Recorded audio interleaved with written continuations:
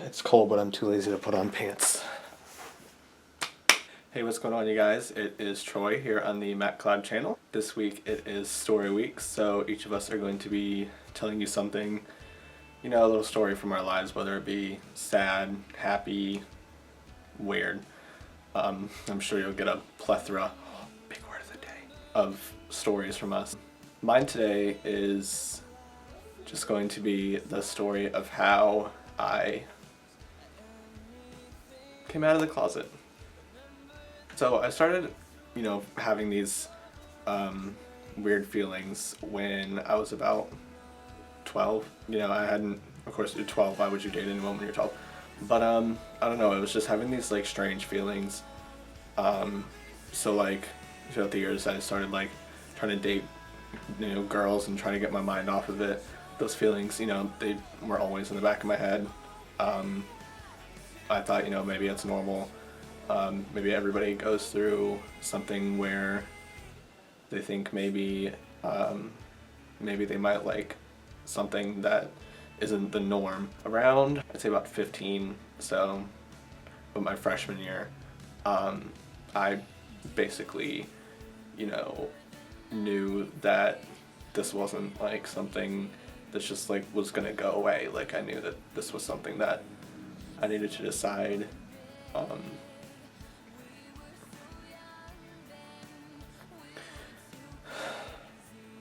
This was something that, I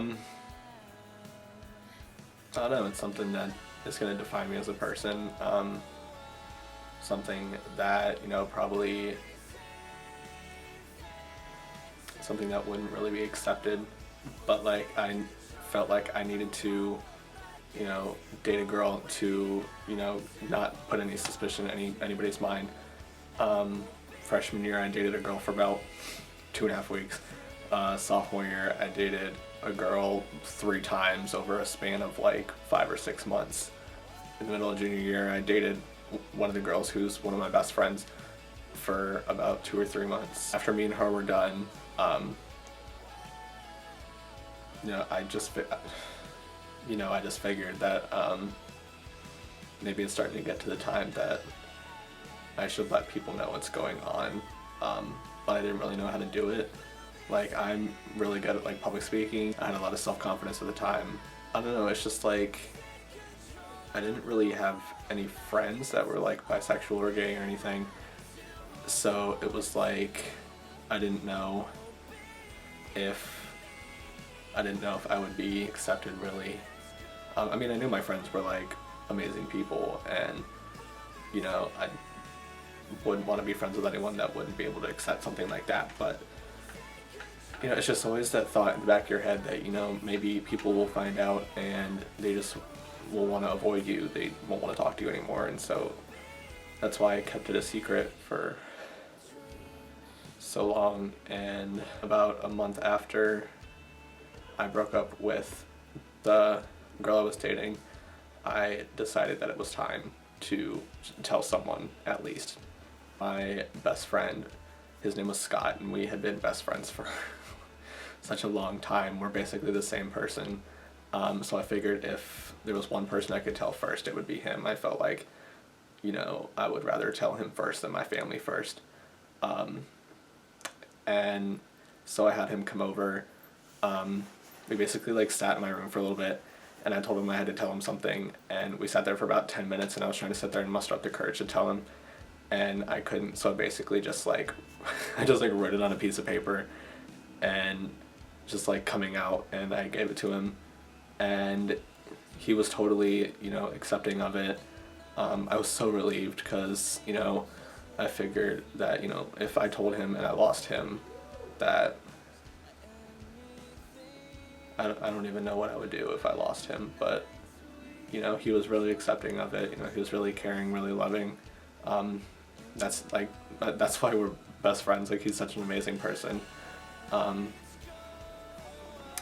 So I knew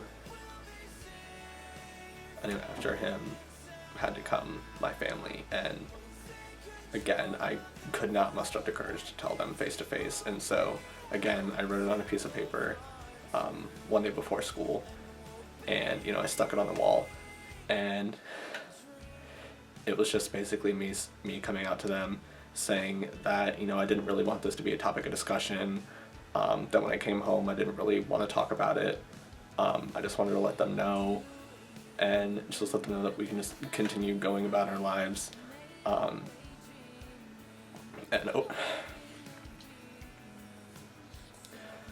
over the next few weeks, it casually came from a conversation, and it kind of, it just made, again, it made me feel so relieved, like it was turning like a joking matter, like I was laughing about it, we were all joking about it. You know, my family is just so loving and so supportive. You know, we can always turn everything into a joke, always have a good laugh. And so I just, after that, I knew it was like I had to start telling people, but I couldn't, you know, go around telling people like one by one. Like I knew like that would be way too emotional for me. I wouldn't have the courage for that. But at the time, you know, the videos that were like, those where you write the information on a note card and you don't say anything, you just lift it up to the camera, those are popular. So I just figured I would do that.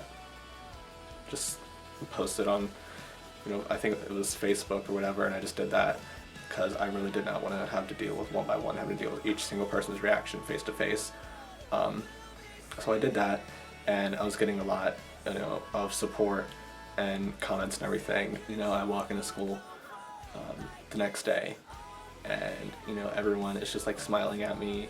They're just giving me hugs, and they're all supportive and telling me how much they support me, how much they love me.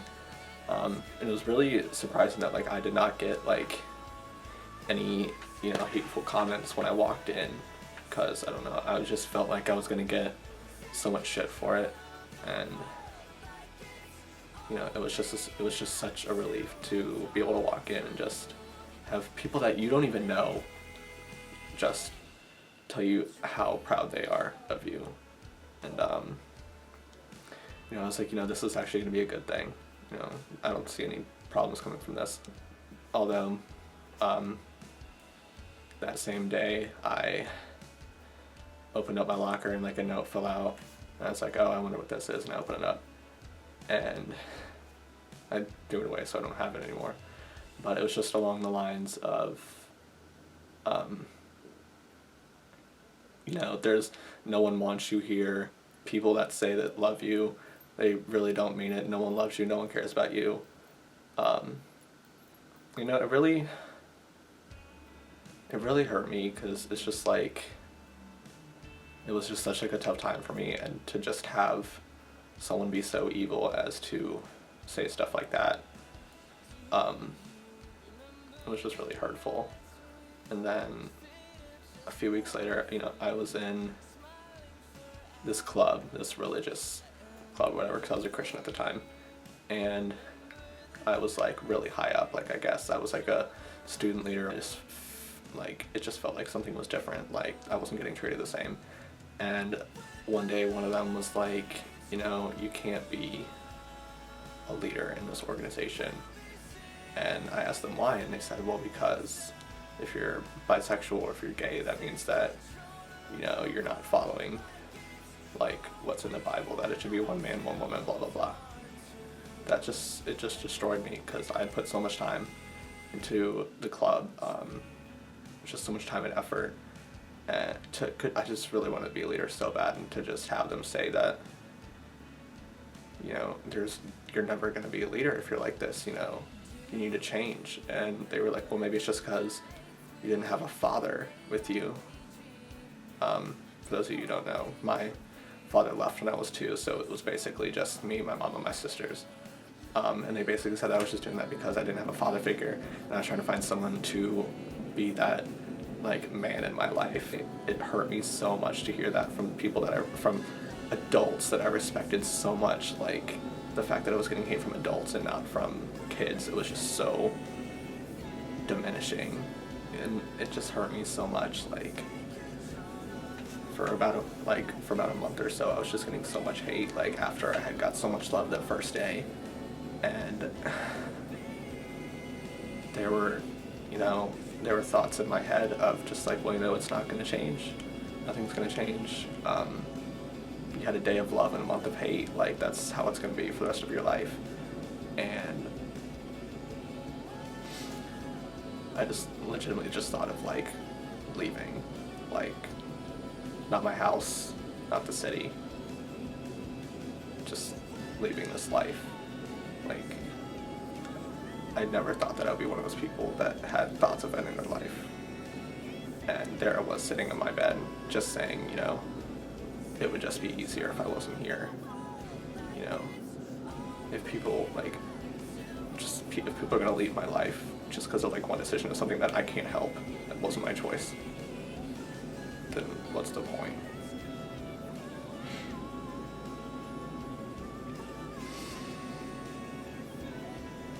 But, you know, I started getting acceptance. Like, my friends were, like, consoling me. Like, I was telling them what's going on, and they were always there for me, and it just made me feel so great that through all this hate, there were still people in my life that were there for me no matter what, no matter who I was, no matter who I liked. And it just made me feel so great that, you know, I have friends that can basically, you know, just talk to me and just really care for me and love me. And, you know, if it wasn't for them, I wouldn't be here. I would have acted on those thoughts that I had 3 years ago. And it's just amazing. Like, you know, I may not talk to them nearly as much as I used to, but the fact that they are just in my life and they cared about me so much to not want to lose me. And now there is a guy, you know, we met on the internet a few months ago. I was one of the people that I didn't think that you could, you know, find anyone that you could actually like and care about on the internet. But I don't know, we've been talking for a few months. We just decided to be in an official relationship last week, and he makes me so happy. Like, he's not even here. Like, he lives in West Virginia. He lives 7 hours away, and he's not even here. And he just makes me like the happiest I've ever been. And he cares about me. He loves me. He wants to be there for me whenever I'm down or I'm feeling sad. And that's just all I ask for. Like, I just want someone that will love me and care for me no matter what. And, you know, that's him. So I just want to say, Matt, I love you so much. I thank you for the happiness that you've brought me. You've really flipped my world, like, completely. It doesn't even matter that, you know, you're not even here. Just knowing that you're in my life just makes me so happy. You know, you're sweet, you're kind, you're caring, you're sassy, you're funny, you're adorable, you're perfect, you really are. Yeah, again, I just want to thank you for everything that you brought to me. I just want to thank you guys so much for watching. Hopefully things will perk up a little bit next week. I tried really hard to not cry during this. You know, I thank you guys so much for, you know, keeping up with us. All the great comments we've been getting. You know, it just means a lot to us that even though we may not be the most popular people on YouTube, we still have people that, you know, love us, watch our videos, and care about us. And it just makes this experience so worthwhile. My links will be down in the description bar below. Please feel free to subscribe. I will see you guys next Wednesday.